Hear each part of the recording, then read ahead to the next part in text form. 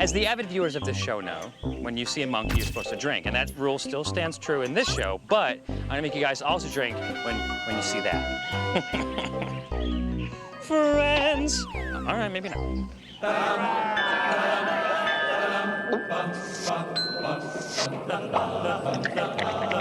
Every night, in every city around the world, it happens. People pour into local watering holes to, well, drink. It's my mission, that's me, to traverse the globe, getting to know these different people in their drinking costumes, bellying up to the bar, and with any luck, making some new friends.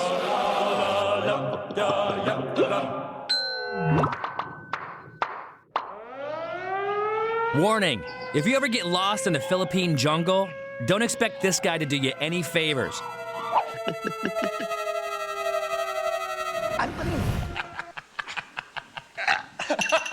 You'll see more of that later, but first, the Philippines. An island nation in the South Pacific with Asian, Spanish, and American influences. It's a cultural melting pot. But I come here for something uniquely Filipino. The focal point of my journey, the local, the legendary Lambanog. From the backwoods version that instills fear in those who face it, I'll drink first, then you. Yeah. to the panoply of colorful, sugar-coated offspring it has spawned, Bubblegum-flavored Lambanog. I will not rest until I've tried it all. And while I'm at it, maybe I can invent a drink. You need to have a drink called the Flaming Frodo. What's that? I don't know. Master some rituals, and live to tell you all about it, maybe.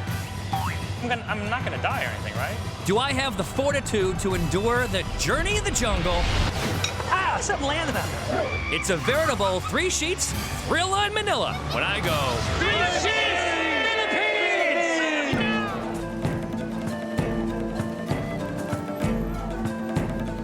For my first night in the Philippines, I'm in the capital city of Manila, smack dab in a neighborhood that is perfect for our show. Right now I'm in Malate, which is the party place. It's the place to be if you want to party. And so... I'm ready to warm up for the evening with a taste of the local brew and a little snack. The cart noodle looks like the perfect place for a nice, tasty treat. Or at least I think it's gonna be a tasty treat. Do you watch the show? Do you know who I am? Shane. I know Shane, you. yep. Yeah, Shane. Shane Lambert. Shane Lamprey. Yep. Yeah.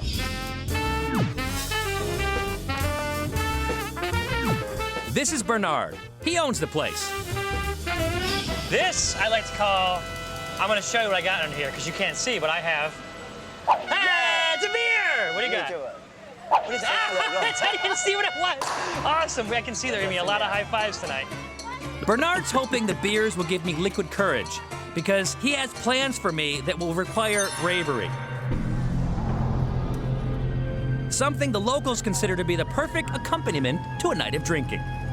And something that outsiders like myself think of as, well, scary. For now, I enjoy the beers, completely oblivious to what lies ahead. The San Mig Pale Pilsner is the top-selling beer in the Philippines. It has a distinctively hoppy character with a bitter finish. You wanna high five me? I'll high five you. All night long, baby, all night long. The San Mig Light is lower in calories, yet still has a fairly robust flavor as far as light beers go. With a 5% alcohol content, it's a lot stronger than typical light beers. High five! High five! High five! And in Bernard's mind, it's the perfect precursor to something that makes outsiders tremble. What do you got? Let me see, let me see. Warning, if you get queasy easily, you might want to turn away from your TV, because this will get ugly. Ugly duckling. You see, ugly. Is it from a chicken? No, from duck. Is it duck egg? It's said to be an aphrodisiac. Oh, that is so gnarly. I call it a freaking nightmare. As a warm-up, my host primes his palate with a little, we'll call it duck juice. I can't! No, it's good. It's good for aphrodisiac. Next, it's time for the hearty stuff. Like Henry. It's Duck. freaky. Okay. Yeah, little bit. Yeah, I see. I get it. Do it like this. Oh, yeah. Salt's gonna make it better. Yeah, better. I Salt. can't do it. Easy for you, dude. Not me. Oh my God. That is so gnarly. Okay, now you go ahead and eat it.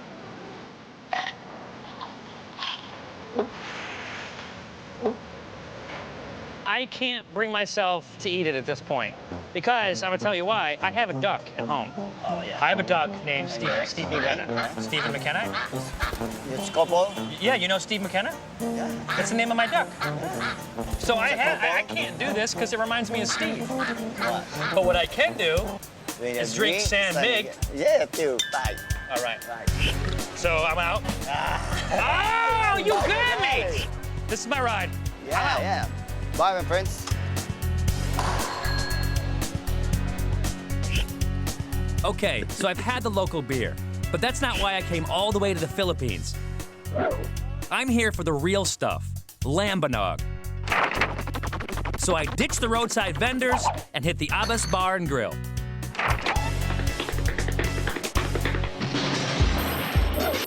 Hey, here's a table of people engaging in local customs. Neato! How are you guys? And of course, they have some buckets of the local favorite. But I'm after a different local favorite. I want to see what this Lambanog stuff is all about. Lambanog is one of the most famous drink in the Philippines. I wasn't expecting neon blue. Now, I'm just gonna let you guys know this is bubblegum flavored Lambanog. Actually, that is the modern time Lambanog. The who? Modern time Lambanog. If this is modern times Lambanog, then that means there's also an old time Lambanog too. Which I fully intend to try, even if it involves a long hike across a scary bridge with a funny hat on. That's right, Zane. I'm now in the jungle where you're gonna be tomorrow trying this stuff. So, have fun with your friends. Cheers. For now, I think the modern time stuff is probably a good introduction. Does it taste like bubblegum? Yeah. It's certified chaser Lambanog. You know? Coming up, my Lambanog initiation. Let's do it. 1, 2, 3. Wait. Oh. Will it be enough to convince this guy to give me a job? I need short people, not long. I'm in the city of Manila, on the verge of my very first experience with Lambanog. A traditional Filipino spirit that comes in varying degrees of strength. This particular one is only 50 proof, or 25% alcohol. We'll call it booze for beginners. Ryan, come on. All right. One more. All right, you want to know what this stuff tastes like? Go out and buy yourself a very inexpensive bottle of vodka and soak a couple pieces of bubblegum in it overnight. Oh, look at his face! This is a flavored Lambanog, and this is interesting because it creates a new twist to your old-fashioned Filipino cocoa vodka drink. Cocoa vodka? What? Hey, professor, wake up. Drop some knowledge on these folks. What? Who? Oh. Lambanog is not vodka. It comes from the cocoa palm plant, hence the word cocoa. The only reason they call it cocoa vodka is to compare it to vodka, allowing the consumer to know that, like vodka, Lambanog is a spirit and gets people like you drunk. Back to you. Go in. Though it comes from the coconut tree, it tastes nothing like coconuts. So, It gets most of its flavor from the watermelon sweetener. And the more the modern times Lambanog gets passed around, the more the good times roll. Maybe a little too much. I want to sleep in your room.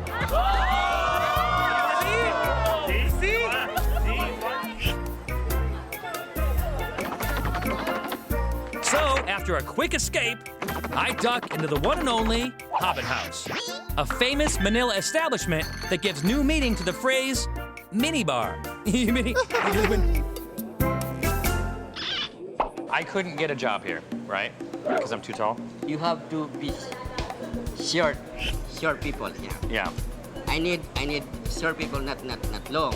The problem is I'm tall and I'm also long. You know what I mean? Give it to me. Yeah. Yeah. This is the manager. Mabuhay. Mabuhay to you. Here, the staff is little. Hey, there's a monkey in my pants, look at this. Is that a monkey in my pants or you just happy to see me? And the drink selection is large. But there's one thing missing. You know what you need? You need to have a drink called the Flaming Frodo. What's that? I don't know. Sometimes when I travel around the world, I make up fun drinks.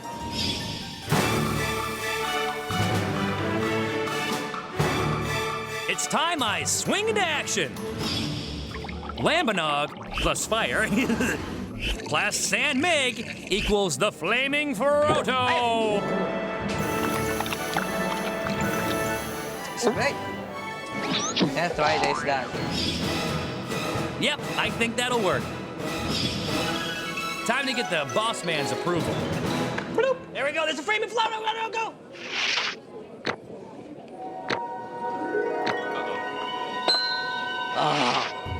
Very nice. My work here is done. I've had the modern Lambanog. I even invented a new drink, but I'm told that tonight was child's play. And that the old school Lambanog that I'm in search of blows away the modern time stuff. I think it's time I call it a night.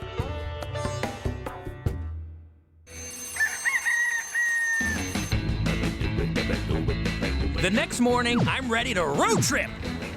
I journey by car to the Quezon province.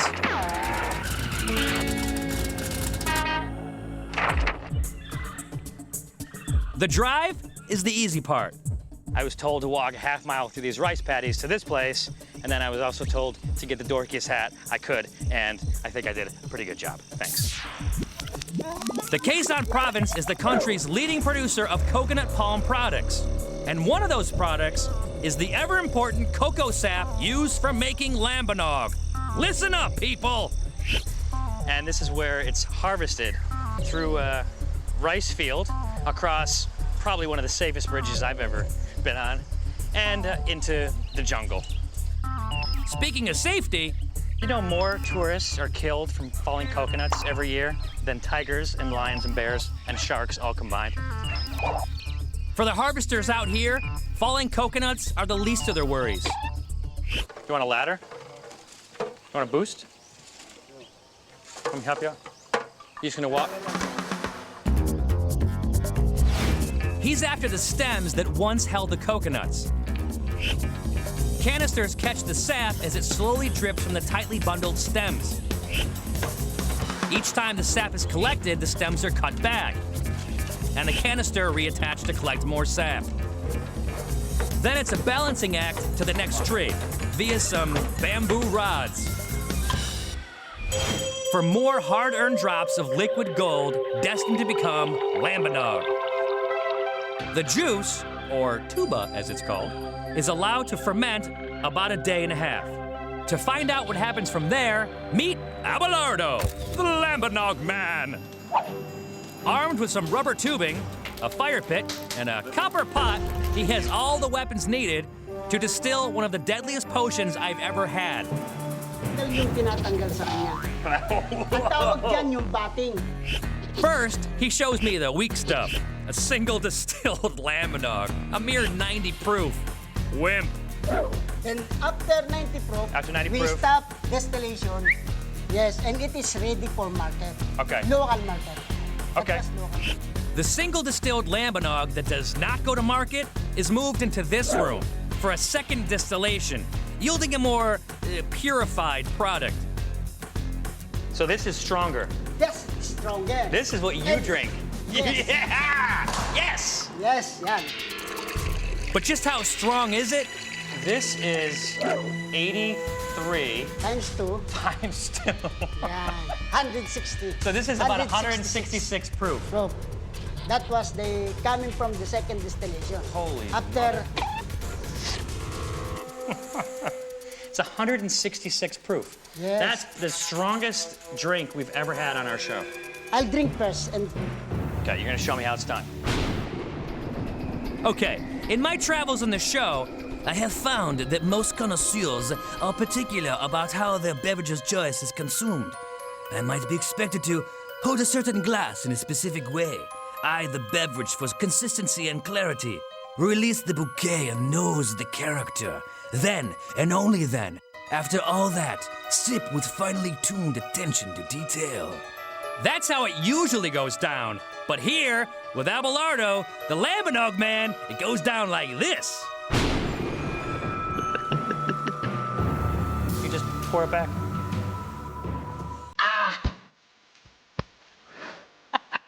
so hard. Try one. Okay, this could be painful. Holy. Whoa! You want to drink one more? Okay. Okay. That is incredible.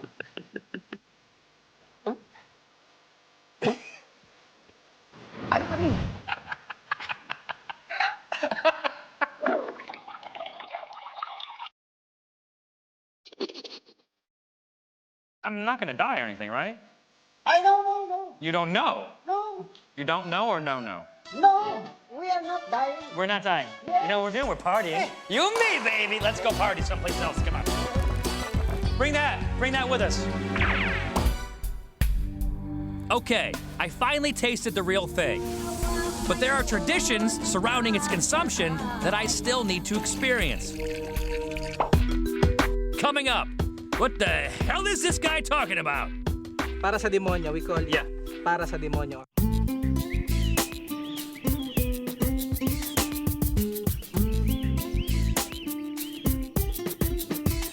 Right now, I'm in the Quezon province of the Philippines, getting ready to drink with some of the makers of Capistrano Lambanog. Luckily, this is a commercially available, single distilled Lambanog, and not the firewater that scalded my tonsils earlier in the day. Lambanog! I'm about to experience customs that have been around for centuries. The first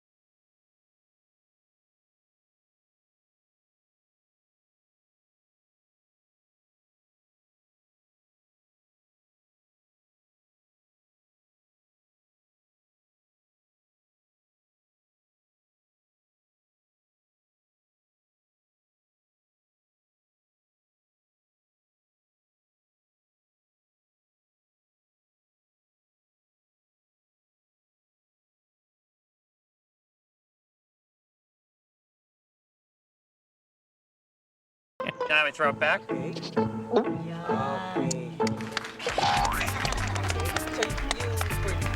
Wow. The Tongero picks who drinks next. But if you get a glass sent your way, Yes. apparently you can bust out in song and redirect the drink back to someone else. You. So I'll give it to my friend who I think likes the brew. For you, buddy. You're welcome. Hey, it's gone. I can't escape the fact that they want me to do most of the drinking. Am I taking it from Yes, her? yes. She's giving it to me? Yes, yes. But it's hers. Because I love you. What? Give me a hug! Give me a hug! I want a hug! Yay! All right. Ready? It tasted like love.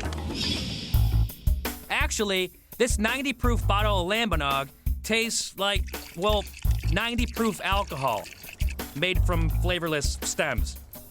Now I see why they add flavor to the so-called modern time stuff.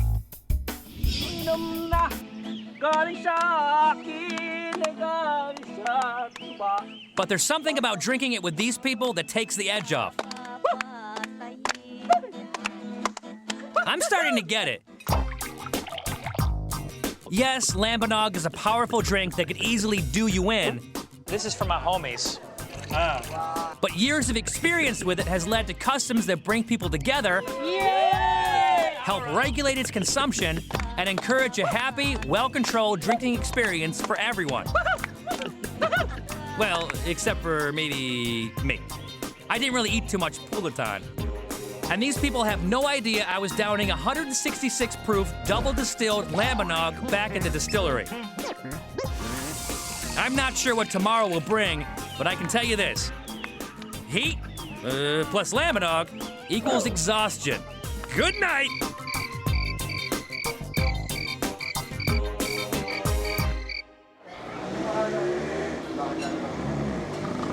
Excuse me, sir. Yeah, what happened? Okay, here's what's going on. I'm just outside of Manila at the Balao Balao restaurant. The restaurant's so nice, you call it twice. I'm hoping they have something that can undo the damage done by the Lambanog. I just have one request. I don't want any little ducks. I don't want any baby ducks. I know what you're talking about. Thank you.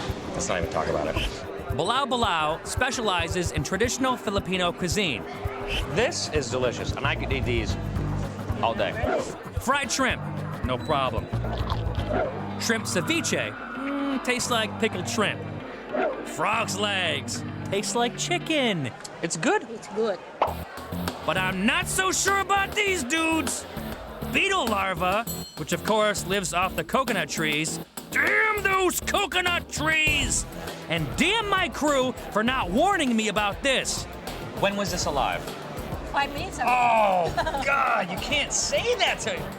I don't think I'm gonna eat one of those things unless they do it first. Just eat it. On the count of three, you're gonna put it in your mouth. 1, 2, 3. And don't run away and vomit. It was alive 5 minutes ago. It's a worm. It's a squiggly worm. It's grub. It's a caterpillar. And it's in your mouth. It's really good. Oh, that's his second. Don't eat them all, because I need to be able to eat one. Okay, that blew up in my face. Yeah, that's the first time my crew has ever showed me up like that, and I wasn't prepared for it. I already passed on baby duck. I don't want to eat a caterpillar! So there's no escaping the caterpillar. Wow, that's awesome. Hangover? Who's thinking about a hangover? I just ate a worm. I usually get drunk, and then I have a hangover. And I've had a myriad of remedies, and I would say this is probably the most exotic. Most exotic. Yeah, so I feel great. I'm actually a little confused, as opposed to being hungover. So I'm gonna go have a drink. Wow, talk about an adventure. Yes, I wavered early on. I'm a little nauseous by it. It's a duck embryo. But come on, it was a baby duck. I braved terrain. I braved a drink that could be easily used to degrease a tractor engine.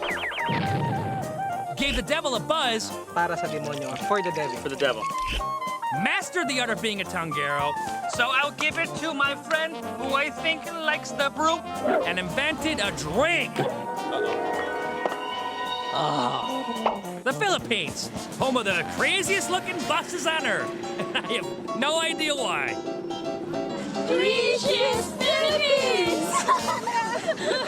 Eating here is you experience two arts, the art of flavors and the flavors of art. That looks like a caterpillar. And go. Go to here. That's me. That's mine. Look at yours. Yours is so stupid. Yeah, I know. Go. You look like Steve McKenna. All right. You're not Steve McKenna.